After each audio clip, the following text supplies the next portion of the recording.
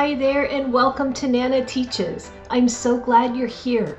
This is the place where grandparents like you and me can learn unique and fun projects to do with our amazing grandkids. Each activity is designed to create wonderful memories while teaching valuable life skills from cooking and baking to sewing, woodwork, and so much more. Today, we're diving into a new project that's sure to bring smiles and spark creativity. But before we jump in, don't forget to hit that like button and subscribe so you don't miss out on more fun ideas. And I'd love to hear from you. Leave a comment below to share how your project turned out, or let me know if you have an idea you'd like to see on the channel. Let's get started and make some beautiful memories together. Let's create, teach, and inspire right here on Nana Teaches. Making wallpaper letters is an easy and quick project. The skills involved are cutting and gluing, and it's really a great project for a variety of ages. I'd say anywhere from 5 and up. The finished product looks great on a shelf, a table, or a desk. The letters I'm using today are made out of paper mache. They are 3/4 inch thick and 6 inches tall.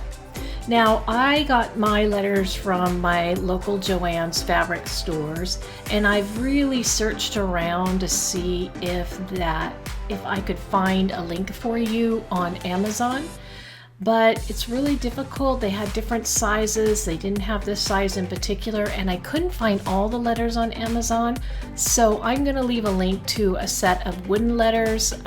That would be the same thing, just as easy to use wooden letters, and may give you more options in how you display them. The next material you'll need is the wallpaper, or sometimes they call it scrapbooking paper. Today we're doing a set of letters for Jax, and Jax likes football, he plays the recorder in his music class, and he likes safari animals. So really they can pick out papers that match their interest in the colors they like. Today we're going with a brown theme, but they can choose any color they want. The two other supplies you're going to need are a pair of scissors, a good pair of scissors, and some tacky glue to glue the paper down. Now, you may want to buy a pair of scissors for younger kids. The grip is a little bit easier and a little bit safer. I've included some links below for both scissors and tacky glue, but really any scissors and any tacky glue will do. So let's go ahead and get started. We're going to start with the J and figure out which pattern we want to use on the letter. And then we notice that the J has a right side and a wrong side because it has to face a certain way to be correct. We could put it on top of the paper and trace around, but an easier way to do it would be to take the paper and turn it over. We're going to work on the back side, which is white, and it'll be a lot easier to see the tracing lines this way. But remember, if you're going to do it on the back side, you have to flip your letter over so that when you trace and cut and lay the paper the right side on the letter, it will be facing the right way. So we're just going to take a regular pencil. We're going to hold the letter down and trace along the outside of the entire letter, making sure that it doesn't slip, and just kind of try to angle the pencil to try to get as close to the letter as possible. Once you have a nice good solid line, you're going to take the paper and you want to cut around. I usually cut a square around it, and then that way I can take the paper and turn it the way I want it to get a nice cut. So I'll just cut along the outside there, and then the trick is to cut right inside your pencil line, as close to the pencil line as you can get it, but you're going to cut the pencil line so you don't see any pencil line. So right on the inside of the pencil line. And this is where you want to take your time, take some patience, especially going around corners. And you want to just take your time and provide encouragement while they're doing their cutting. Doesn't have to be perfect. If you make a big mistake, there's enough paper to redo the letter several times if you have to. But usually if you take your time, you'll get a pretty good cut. You can go back if you see a little bit of pencil lines after you cut. You can always go back and shave off some more until you don't see any more pencil lines.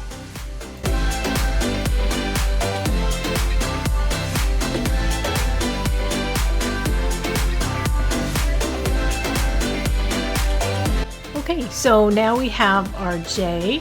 We're going to turn it right side up, and we can place it on top of our letter and see that it is a perfect match. And now we have our first letter done. Okay, we're going to use our second pattern paper and our A. We're going to place it on the white side of the paper. So this is not asymmetrical, so we can place the letter either way. We're going to trace around the letter to give us our nice cutting line.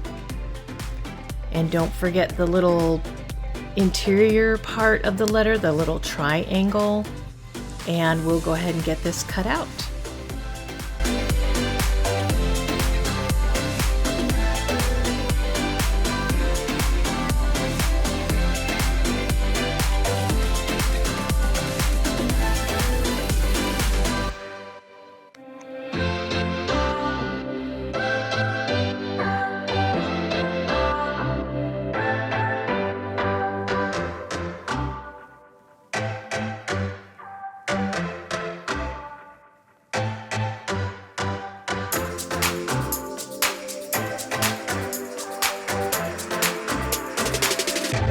All right, we have our letter A. We're going to turn it over and check the fit. Looks good. All right. We're going to move on to our third letter, our X. We're going to take our new piece of paper. Make sure the pattern is right side up so it shows up not upside down on your letter at the end. And we'll just repeat the same steps.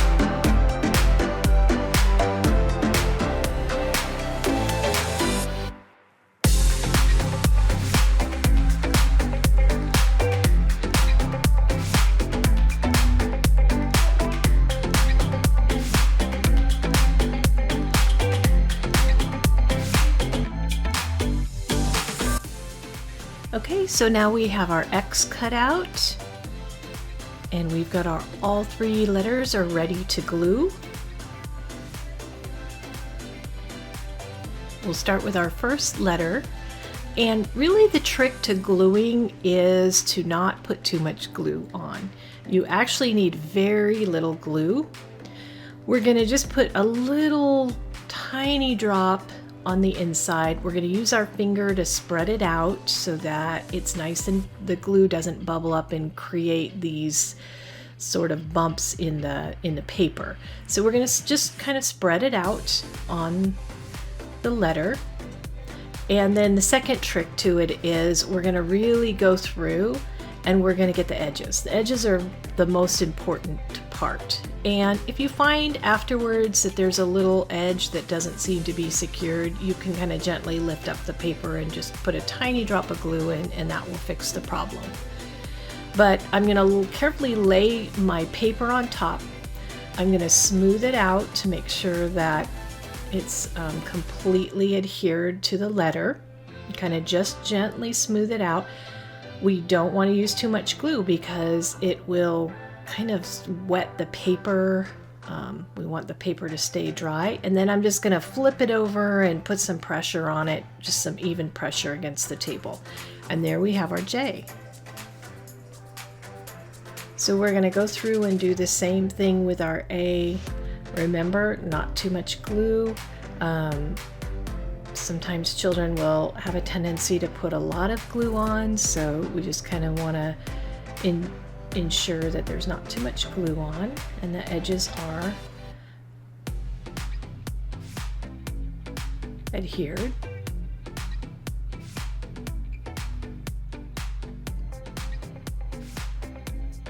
And here I'm just putting just a dab of glue. I noticed that one of the edges wasn't quite adhering to the letter. And I'll just smooth it out. We'll flip it over, put some pressure on it. It's ready to go. It doesn't take too long to dry.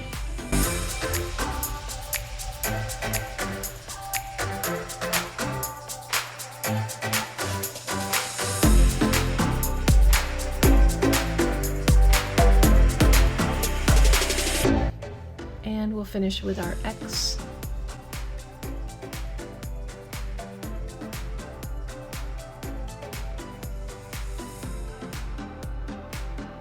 This is really a nice project. It goes by very quickly and it's very simple, and the finished product is great.